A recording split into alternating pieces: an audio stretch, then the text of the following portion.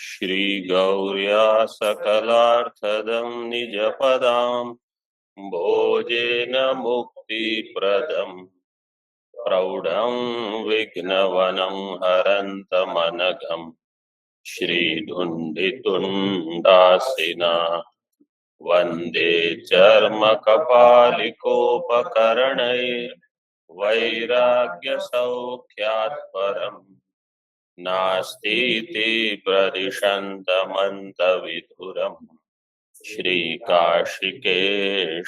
शिवम् शङ्करं शङ्कराचार्यं केशवं बादरायणं सूत्रभाष्यकृतौ वन्दे भगवन्तौ पुनः पुनः ईश्वरो गुरुरात्मेति मूर्तिभेदविभागिने व्योमवद्व्याप्तदेहाय दक्षिणामूर्तये नमः। ओम शांति शांति शांति। आत्मा में सोपाधिक और निरुपाधिक अध्यास। आत्मा में निरुपाधिक अध्यास के लिए क्या दृष्टांत दिया? अहंकार। और आत्मा में सोपाधिक अध्यास के लिए क्या दृष्टांत दिया? अहंकार का कर्तृत्व। हाँ, कर्तृत्व जो आत्मा में भासता है वो है सोपाधिक। तो उपाधि के कारण वो धर्म वहां भासता है। एक होती है उपाधि, एक होता है विशेषण और एक होता है उपलक्षण। इन तीन में भेद होता है। विशेषण का लक्षण क्या होता है? कार्यान्वयित्वे सति वर्तमानत्वे सति व्यावर्तकत्वम। जो कार्य में अन्वयी हो, कार्य मतलब जो भी पदार्थ हो, उसके साथ उसका अन्वय हमेशा रहेगा। कार्य अन्वयित्वे सति वर्तमाने सति, वहां वर्तमान होगा। वर्तमान मतलब उस कार्य में हमेशा रहेगा। जैसे घट का रूप, वो उसका विशेषण होगा और वो व्यावर्तक होगा। जैसे नीलो घटः, तो नीलत्व विशेषण पीतत्व का व्यावर्तक हो गया। पीतो घट का व्यावर्तन करता है वो, तो विशेषण होगा, वो कार्य में अन्वित होगा। यावत काल कार्य तावत काल वो वर्तमान रहेगा। मतलब जब तक जैसे घट है तब तक उसका रूप भी रहेगा और वो व्यावर्तक होता है। यह है विशेषण। उपाधि ऐसी नहीं होती। उपाधि कार्य अनन्वयित्वे सति, वो कार्य में अन्वित नहीं होती, लेकिन वो वर्तमान भी रहेगी और व्यावर्तक भी होगी। जैसे स्फटिक और जपा कुसुम। तो जपा कुसुम जो है वो उसका रूप और जपा कुसुम दोनों स्फटिक के लिए उपाधि बनेंगे। तो रूप स्फटिक में अन्वित नहीं है। जपा कुसुम का रूप स्फटिक में अन्वित नहीं है, इसलिए हो गया कार्य अनन्वयित्वे सति। वर्तमान जब तक वो जपा कुसुम स्फटिक की सन्निधि में रहेगा तब तक वहां उसका रूप भासित होगा। विकारम विना, अंत में बिना विकार किए। क्या है वो लक्षण? उप का अर्थ है उपाधि में उप का अर्थ है समीप। समीपे स्थित्वा स्वगुणान स्वधर्मान अन्यत्र आदधाति अथवा धत्ते। विकार में, वहां विकार किए बिना इसके अपने धर्म को कहीं और देती है, वो उपाधि होती है। और एक होता है उपलक्षण। उपलक्षण का लक्षण क्या है? कार्यान्वित्वे सति अविद्यमानत्वे सति व्यावर्तकत्व। कार्य अविद्यमाने अपि, अविद्यमान होने से अपि। कार्य अनन्वयी मतलब कार्य में जो न हो, जैसे काकवत देवदत्तस्य गृहम, तो काक जो है वो देवदत्त के गृह का हिस्सा नहीं है, वो कार्य में अन्वित नहीं है। कार्य अनन्वयित्वे सति अविद्यमाने अपि, जब वहां काक नहीं भी हो तो भी वो उपलक्षण बन सकता है। एक बार आपने काक देख लिया, काक चला गया, अब वो गृह देवदत्त का है, इसका भान हो गया। अविद्यमाने अपि अविद्यमानत्वे अपि व्यावर्तकत्व। तो उपलक्षण, विशेषण और उपाधि, इन तीन का भेद याद रखना। तो यहाँ उपाधि को लेकर सोपाधिक निरुपाधिक इस प्रकार से भेद बताया गया है।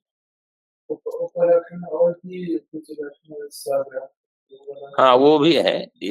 ये तीनों समान जैसे लक्षण है, कार्य अन्वयत्व सति अनन्वयत्व सति, वर्तमान है अविद्यमान है, ऐसे करके, और तीनों व्यावर्तक है। ये व्यावर्तन के लिए है, वो अलग लक्षण है।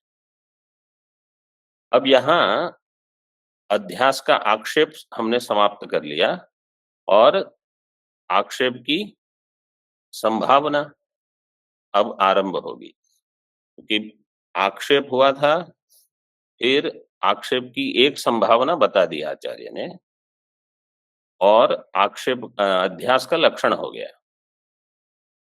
आक्षेप अध्यास के ऊपर आक्षेप था, उसका निराकरण करके अध्यास का लक्षण बताया। अध्यास का लक्षण क्या बताया?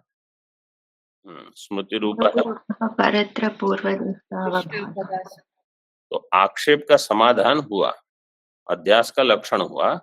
अब लक्षण संभावना प्रमाणम, तो इसमें अब संभावना का प्रकरण आरंभ करता है। भवतु अध्यासः शुक्त्यादौ, कौन कहेगा? ये पूर्व पक्ष है। अध्यास हो शुक्ति में, ठीक है, आत्मनि तु न संभवति इति आक्षिपति, आत्मा में अध्यास नहीं होगा। क्यों नहीं होगा? भाष्य में देखिए, कथम पुनः प्रत्यगात्मन्य विषये अध्यासो विषय तद्धर्माणाम, कथम पुनः प्रत्यगात्मनि अविषये अध्यासो विषय तद्धर्माणाम। प्रत्यगात्मा जो कि अविषय है, दोनों सप्तमी में है, प्रत्यगात्मनि अविषये, कथम अध्यासो, अध्यास कैसे होगा? इसका अध्यास विषय का और विषय के धर्मों का। तो दृष्टांत तो आपने जो दिया, शुक्ति का रजतवद अवभासते, वहां तो घट गया, लेकिन दार्ष्टान्त में नहीं होगा। अब जो अगली दो पंक्तियां हैं, जिन्होंने तर्क संग्रह पढ़ लिया है वो उत्तर देंगे, मतलब समझ लो उनकी परीक्षा हो जाएगी आज। सरल है, कुछ कठिन नहीं है। जो जान, मुझे किसी ने पूछा,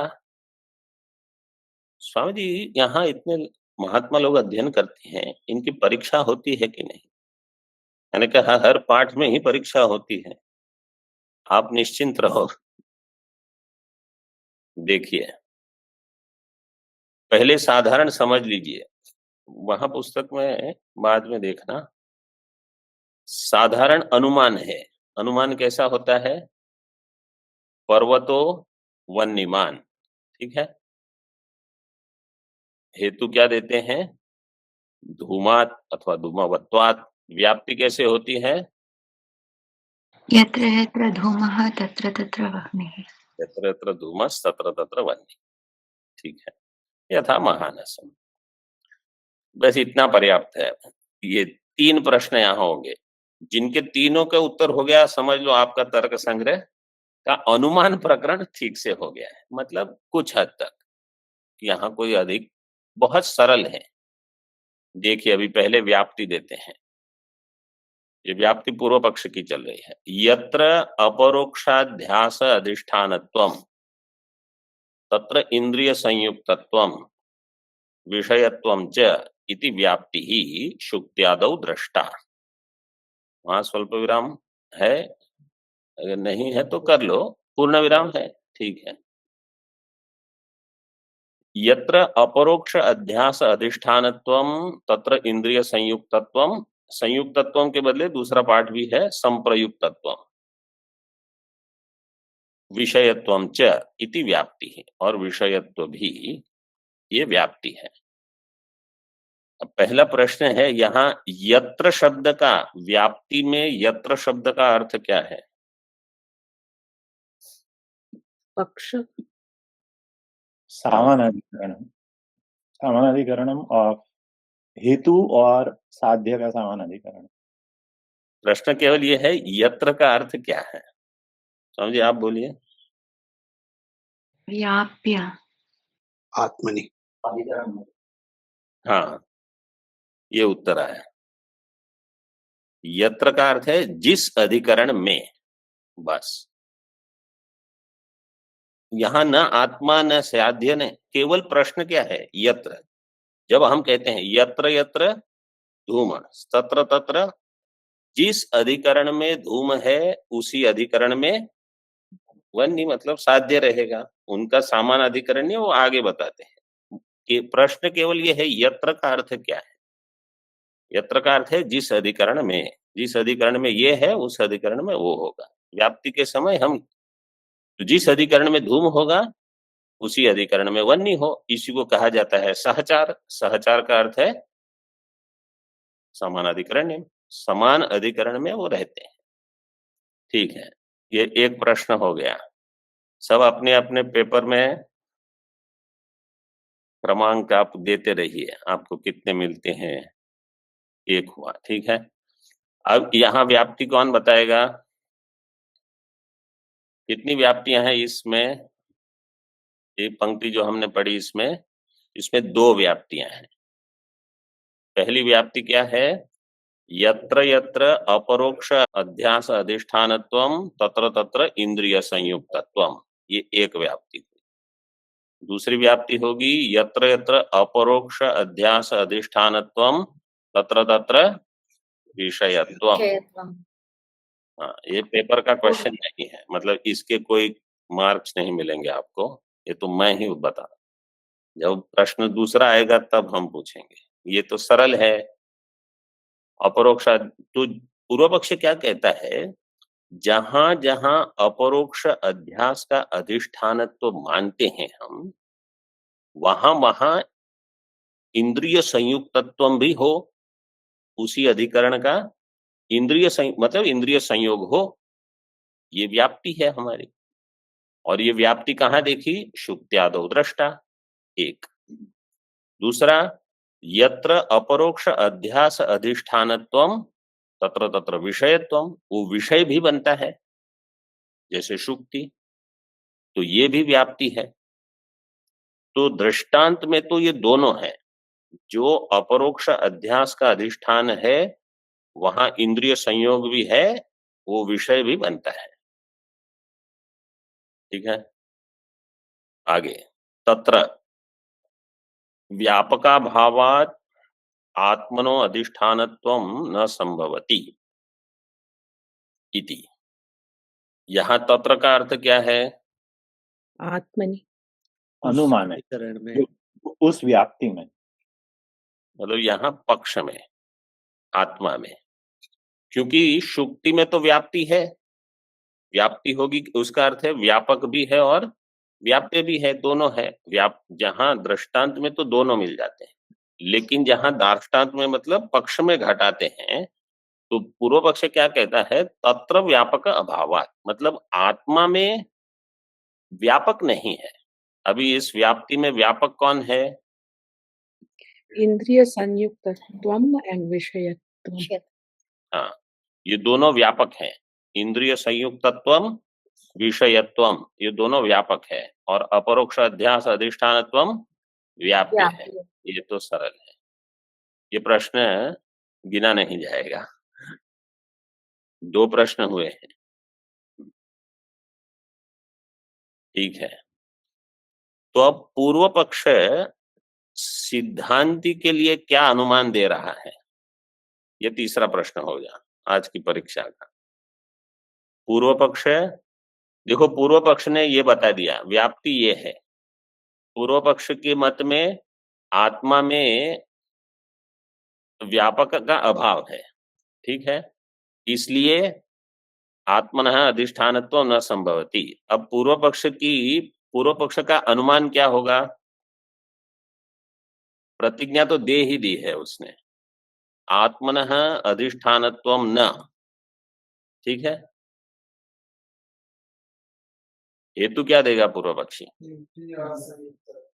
अपरोक्ष अध्यास अधिष्ठान।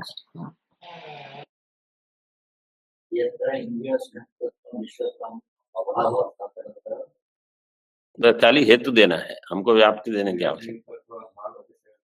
ऑनलाइन वाले इंद्रिय संयुक्तत्वं विषयत्वं च व्यापकाभावात्। नहीं, पूर्व पक्ष देखो क्या अभी इसको इसीलिए तर्क संग्रह, ये तो केवल एक छोटा हिस्सा है, ठीक है, तर्क संग्रह का। उसको जितना आपने ठीक से घूंट लिया है आपको समझ में आ जाएगा।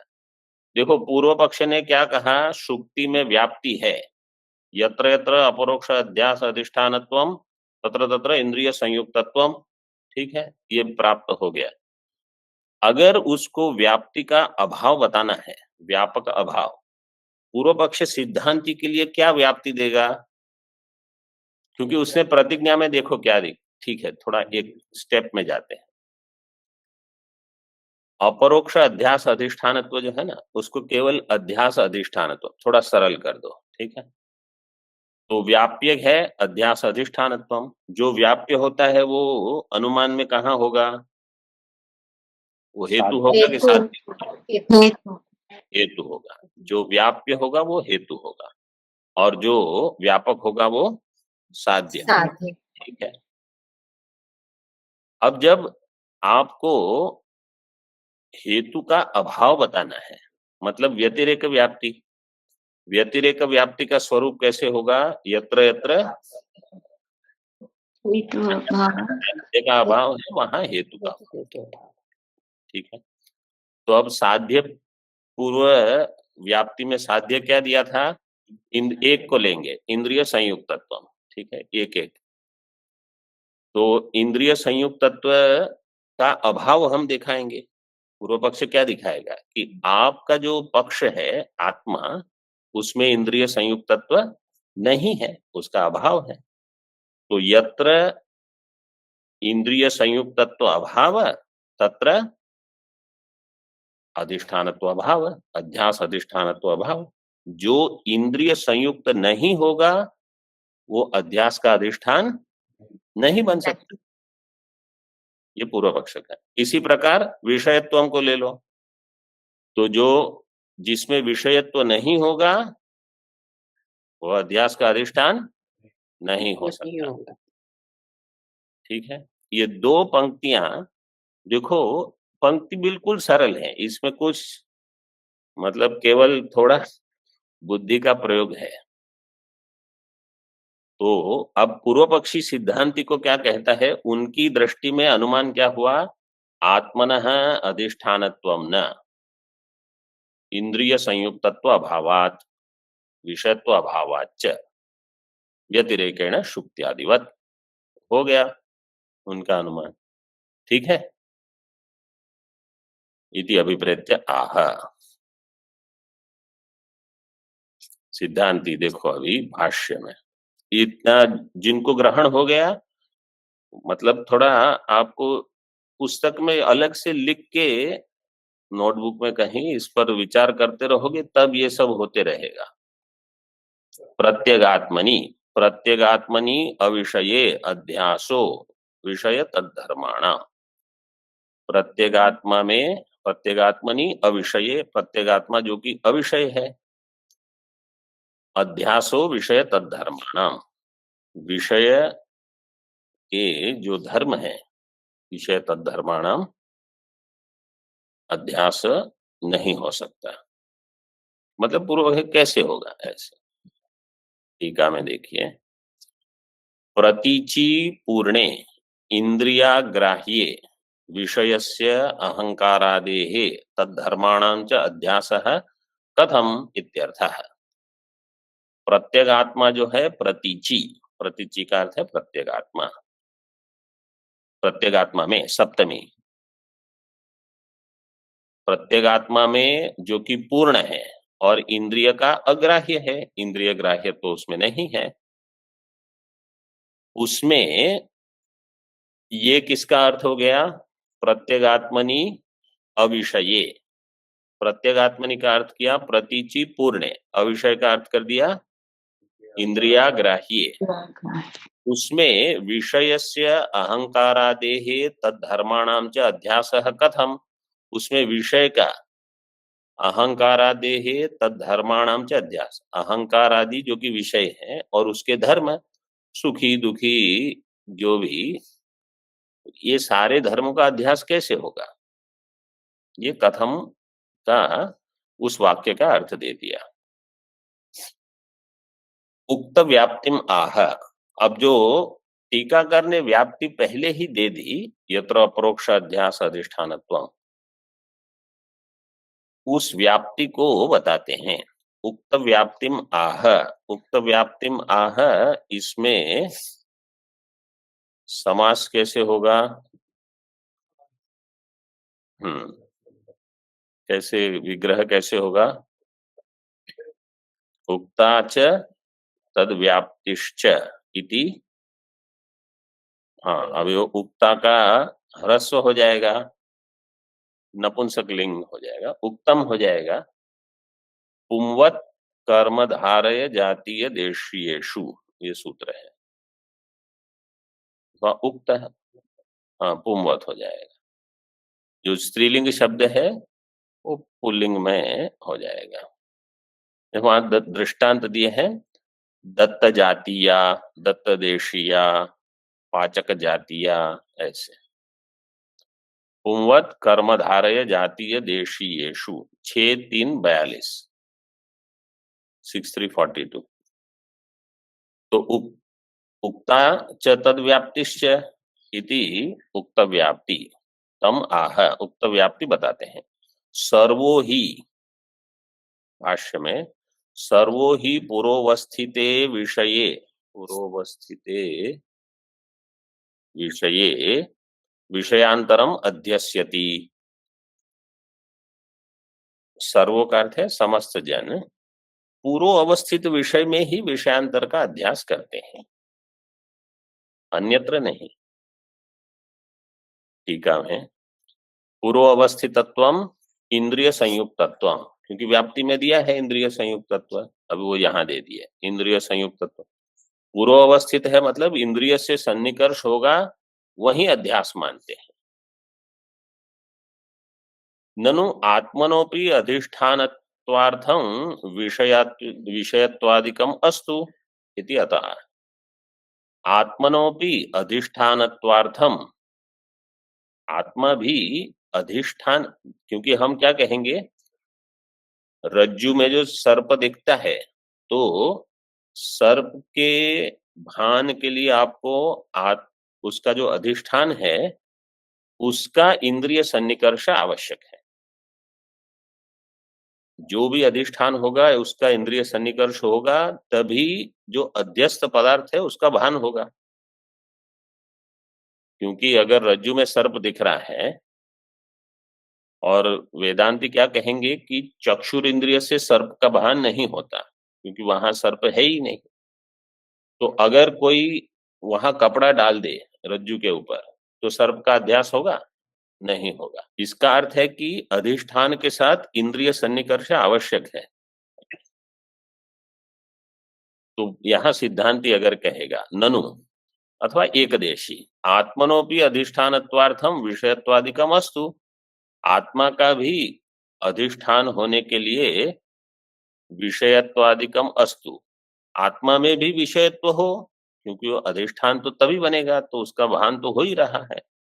इति अतः युष्मत् इति। सिद्धांति कहेगा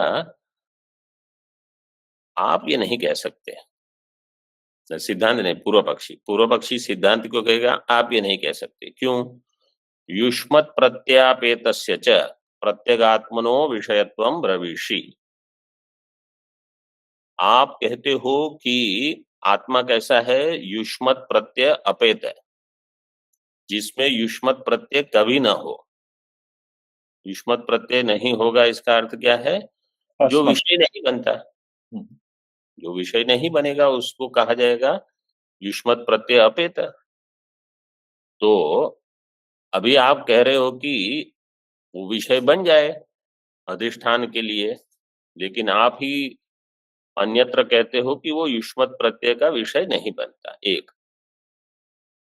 और आप ये भी कहते हो कि प्रत्यगात्मा जो है वो अविषय है, प्रत्यगात्मनो अविषयत्वम, प्रत्यगात्मा में विषयत्व नहीं हो सकता। तो कोई पूछेगा कि कहाँ हमने ये कहा है? बोले आपकी श्रुति में कहा है। श्रुति कहती है कि आत्मा विषय नहीं बनेगा। इदम प्रत्यय अनर्हस्य प्रत्यगात्मनो न चक्षुषा गृह्यते इत्यादि श्रुतिमनुसृत्य त्वम अविषयत्वम ब्रवीषि। आत्मा कैसा है?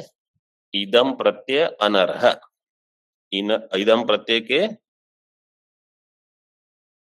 अयोग्य, अयोग्य है। इदम प्रत्यय अनर्हस्य प्रत्यगात्मा, प्रत्यगात्मा में इदम, इदम जो युष्मत कहा उसी को इदम दिया है।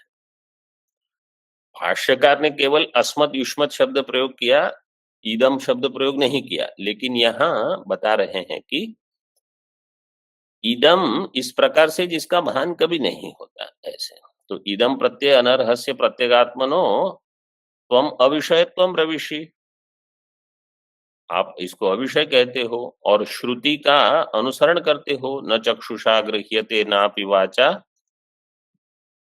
नान्यैर्देवैस्तपसा कर्मणा वा ज्ञान प्रसादेन विशुद्ध सत्वस्ततस्तुतं पश्यति निष्कलम ध्यायमानः। यह श्रुति है। किसी को याद है मुंडक उपनिषद? Yes, Swami. इत्यादि श्रुतिम। अन्य कोई भी श्रुति है जहां आत्मा को अविषय बताया है? न चक्षुर्गच्छति न वाक् गच्छति। यतो वाचो निवर्तन। अप्राप्य मनसा से। ठीक है। तो अविषयत्वम ब्रवीषि। संप्रति अध्यास लोभेन विषयत्वांगीकारे श्रुति सिद्धांतयोः बाधः स्याद् इत्यर्थः। संप्रति, संप्रति का अर्थ है इदानीम, अध्यास के लोभ से, अध्यास का अभी आपको लोभ है, आपको अध्यास सिद्ध करना है। अध्यास के लोभ से आप विषयत्व का अंगीकार कर लेते हो। लोभेन है वो शब्द जिसको स्पष्ट नहीं दिख रहा है, वहां लोमेन दिखता है, वो लोभेन। अध्यास के लोभ से तुम आत्मा का विषयत्व अंगीकार करके श्रुति सिद्धांतयोः बाधः स्यात्। श्रुति सिद्धांतयोः का अर्थ क्या है? ये केवल पद।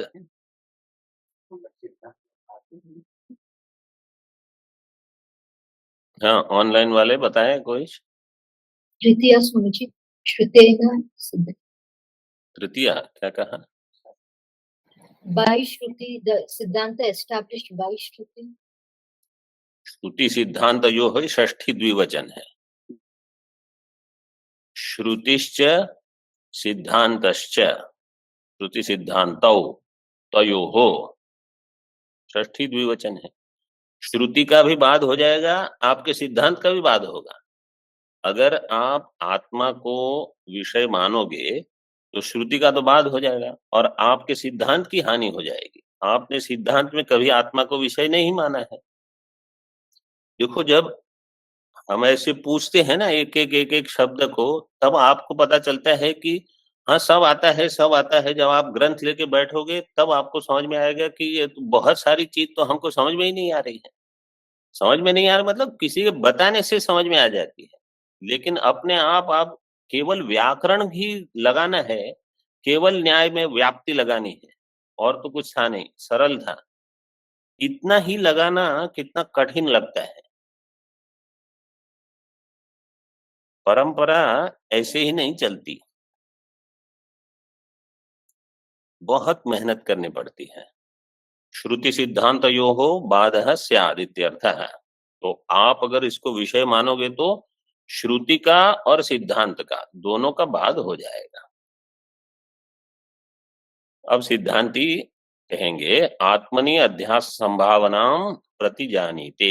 आत्मा में अध्यास की संभावना की प्रतिज्ञा करेंगे सिद्धांती। प्रतिजानीते प्रतिज्ञा करते हैं। उच्यते, उच्यते, उच्यते वैसे तो लट लकार का प्रयोग है, लेकिन उच्यते का अर्थ क्या है? श्रुणु, लोट लकार समझ लो, ये सुनो अब ठीक से। पहले टीका में देखिए, अधिष्ठान आरोप्य योहो एकस्मिन् ज्ञाने भासमानत्व मात्रम अध्यास व्यापकम। अधिष्ठान आरोप्य योहो एकस्मिन् ज्ञान, जिस ज्ञान में अधिष्ठान और आरोप्य, अधिष्ठान आरोप्य योहो एकस्मिन् ज्ञाने, जिस एक ज्ञान में भासमानत्व मात्रम, यही अध्यास का व्यापक है। ये कौन कहेगा? सिद्धांती। पूर्व पक्ष ने अध्यास का व्यापक क्या कहा था? इंद्रिय संयुक्तत्व और विषय। सिद्धांती ने कहा वो व्यापक नहीं है, ये व्यापक है। मतलब अब ये व्यापक दे रहे हैं, इसका अर्थ क्या है? यत्र यत्र अध्यास है तत्र तत्र अधिष्ठान आरोप्य यो एकस्मिन् ज्ञाने भासमानत्वम, ये अध्यास का व्यापक हो गया। ठीक है, इतना समझ में आ गया? तो इसको अभी थोड़ा ग्रहण कर लो। अधिष्ठान हमारे दार्ष्टान्त में पक्ष में अधिष्ठान है आत्मा, आरोप्य है अहंकार। अधिष्ठान और आरोप्य मतलब आत्मा और अहंकार एक ही ज्ञान में जब भासमान होंगे, इसका अर्थ है अध्यास हो गया। तो एक ज्ञान वो क्या है? अहम। अहम में अहंकार भी रहेगा और आत्मा भी रहेगा, क्योंकि अहम अस्मि, अहम का अर्थ है अहम अस्मि। तो अहम अस्मि में आत्मा अहंकार दोनों है। अस्मि जो है वो सत का वाचक हो गया। तो एक ज्ञान में दोनों होने से, अध्यास का व्यापक प्राप्त होने से व्याप्ति हो जाएगी। आप कहते हो शुक्त्यादि में व्याप्ति है, आत्मा में नहीं होगी। आत्मा में हम व्याप्ति दिखा देंगे। अब वो कैसे, उसको थोड़ा बताते हैं। अच्छा, भान प्रयुक्त संशय निवृत्त्यादि फल भागत्वम। भान प्रयुक्त, वो संशय निवृत्त्यादि उसको छोड़ दो अभी। एक है भान प्रयुक्तत्वम। भान प्रयुक्तम मतलब जहां भान का अर्थ है ज्ञान, जिसका ज्ञान हो, इंद्रिय से ज्ञान हो या कैसे ज्ञान हो, अपरोक्ष, उस वो मुख्य नहीं है। जिसका भान हो, भान प्रयुक्तत्व हो और वो फल भाग हो, फल का आश्रय बने। फल का मतलब जहां किसी भी प्रकार का कुछ परिणाम आपको दिखे। तो यहां क्या है? संशय निवृत्त्यादि फल। लेकिन ये संशय निवृत्ति, इसका अर्थ ये नहीं कि मैं ब्रह्म हूं, मुझ में कोई संशय नहीं, ऐसे नहीं। कभी किसी को ये संशय होता है कि अहम अस्मि नवा, ये वहां इस प्रकार का संशय कभी नहीं होता। तो अहम का भान होता है, जिसमें आत्मा और अहंकार दोनों साथ में है। अधिष्ठान और आरोप्य, अधिष्ठान और आरोप्य एक साथ रहेंगे। एक दूसरा, उसी ज्ञान में कभी संशय नहीं होता। तो भान प्रयुक्तत्व और संशय निवृत्त्यादि फल भागत्व, ये वहां है। तो इसलिए वो व्यापक होने से अध्यास की सिद्धि हो जाएगी। यहां तक सिद्धांती ने अपना मत बता दिया। अब कहते हैं कोई अगर ऐसा मानता है कि तदेव भान भिन्नत्व घटितम विषयत्वम, उसी को कोई ऐसे बताएगा, भान भिन्नत्व घटित, भान का अर्थ है ज्ञान, ज्ञान से भिन्न, लेकिन ज्ञान जिसका घटक हो जाए, घटित ज्ञान भिन्न तो घटितम, घटितम जैसे मैं दृष्टांत दूंगा, घट ज्ञान, तो घट ज्ञान में घट है विषय, घट में रहेगा विषयत्व, और वो ज्ञातो घट, घट का ज्ञान हुआ मतलब घट कैसा हो गया, ज्ञातो घट, तो भान से भिन्न है क्योंकि ज्ञान से घट भिन्न हो गया, और ज्ञान उसका विशेषण हो जाएगा, ज्ञातो घट में ज्ञान हो गया उसका विशेषण, तो भान भिन्नत्व घटितम विषयत्वम, मतलब ज्ञान जो कि विषय से भिन्न है ऐसा विशिष्ट विषय। ऐसा कोई कहेगा कि ये अध्यास का व्यापक है, मतलब वहां अध्यास होने के लिए वो विषयत्व तो है, लेकिन वहां एक विशेषण आपको जोड़ना पड़ेगा कि भान भिन्नत्व उसका घटक होगा। वो सिद्धांत कहेगा तन्न व्यापकम, वो व्यापक की आवश्यकता नहीं है, क्यों, उसमें गौरव दोष है, गौरवात। अगर ये कठिन लगता है तो केवल इतना समझ लो कि सिद्धांत ने कहा कि अध्यास का व्यापक क्या होगा, भान प्रयुक्तत्व और फल भागत्व। जो संशय निवृत्ति आदि है वो तो फल का ही विशेषण है कि कैसा फल हो जिसमें कभी संशय न हो, अहम अस्मि इसमें संशय नहीं है, अहम भामी, लेकिन वहां अहम संयुक्त है, अधिष्ठान आरोप्य दोनों मिलके हम सोचते हैं। जब तक ज्ञान नहीं होता, ज्ञान होने के बाद जो कहेगा अहम अस्मि वो केवल शुद्ध में, वो फिर अहंकार का बाद करके कहता है। तन्न व्यापकम गौरवात इति मत्वा आह न तावदयम एकांतेन अविषयः, न तावदयम एकांतेन विषयः, अयम कहा भान भिन्नत्व घटितम, भाष्य में मैं पढ़ रहा हूं, न तावदयम एकांतेन अविषयः, अयम का अर्थ क्या है, आत्मा, अधिष्ठान आरोप्य, अयम का अर्थ केवल आत्मा, क्योंकि सिद्धांत ये बता रहा है अयम आत्मा एकांतेन अविषयः न, ये जो आत्मा है वो एकांतेन, एकांतेन मतलब सर्वदा अविषय नहीं है। तो हिंदी में अर्थ क्या है, अत्यंत अविषय नहीं है, मतलब वो विषय बनता है। ठीक है, कोई कहेगा क्या पूरा वेदांत हम सुनते रहे हैं आत्मा विषय नहीं बनता नहीं बनता, अब ब्रह्म सूत्र में आप कहते हो वो विषय बनता है, ऐसे ही है। हर वाक्य को कैसे समझना वो आपको पता होना चाहिए। देखो अभी यहाँ बताएंगे, टीका में देख लीजिए पहले,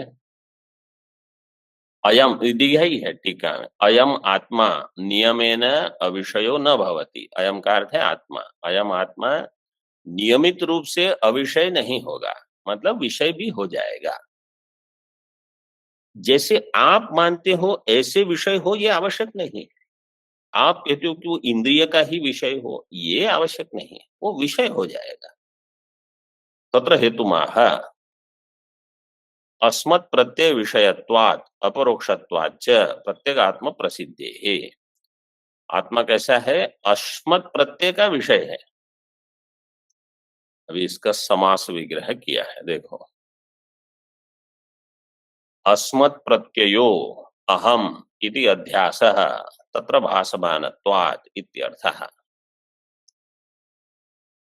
अस्मत् प्रत्ययो अहम इति अध्यासः, यहाँ अध्यास का अर्थ क्या है, ज्ञानाध्यास की अर्थाध्यास। ठीक से पहले पढ़ के उत्तर देना, ऐसे ही उत्तर दे के फिर आपको लगे कि मैं जो उत्तर देता हूं गलत ही होते हैं, ऐसा नहीं, पहले सोचो।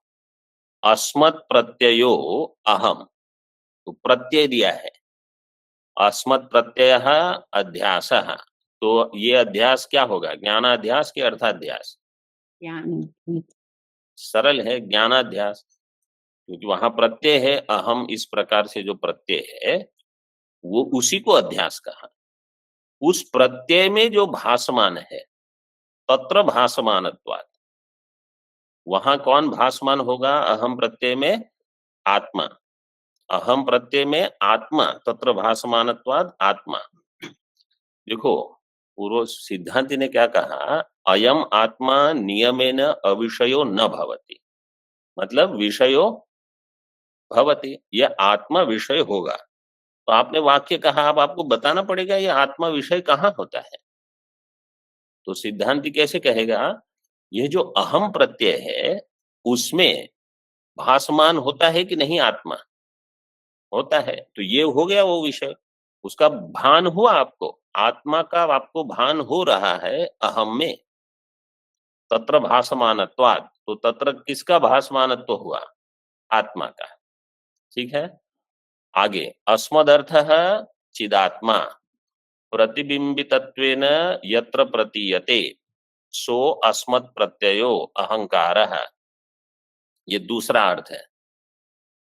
अस्मदर्थ चिदात्मा प्रतिबिंबितत्वेन यत्र प्रतीयते, प्रतिबिंब रूप से जहां, कहां प्रतीत होगा चिदात्मा? प्रतिबिंब रूप से अहंकार में। अहंकार। यत्र प्रतीयते सो अस्मत् प्रत्यय अहंकार। ठीक है, पहले अस्मत् प्रत्यय का अर्थ क्या किया? ज्ञान, ज्ञान का जहां वो भासमान होगा आत्मा। यहाँ क्या कहते हैं? इस अहंकार में तत्र भासमानत्वात् इति वा अर्थ है, ये दूसरा अर्थ कर दिया। तो यहाँ अर्थ, अर्थाध्यास, जो अहंकार है उसमें भासमान होगा आत्मा, तत्र भासमानत्वात् इति वा अर्थ है। तो ज्ञानाध्यास में आपको अहम रूप से मिल जाएगा आत्मा, अहम आत्मा ऐसे, और अर्थाध्यास में अहंकार में चैतन्य प्रतिबिंब रूप से भासमान होने से वहां भी उपलब्ध है। ओम पूर्णमदः पूर्णमिदं पूर्णात् पूर्णमुदच्यते पूर्णस्य पूर्णमादाय पूर्णमेवावशिष्यते। ओम शांति शांति शांति। शंकरं शंकराचार्यं केशवं बादरायणं सूत्रभाष्यकृतौ वन्दे भगवन्तौ पुनः पुनः। ईश्वरो गुरुरात्मेति मूर्तिभेदविभागिने व्योमवद्व्याप्तदेहाय दक्षिणामूर्तये नमः। ओम शांति शांति शांति।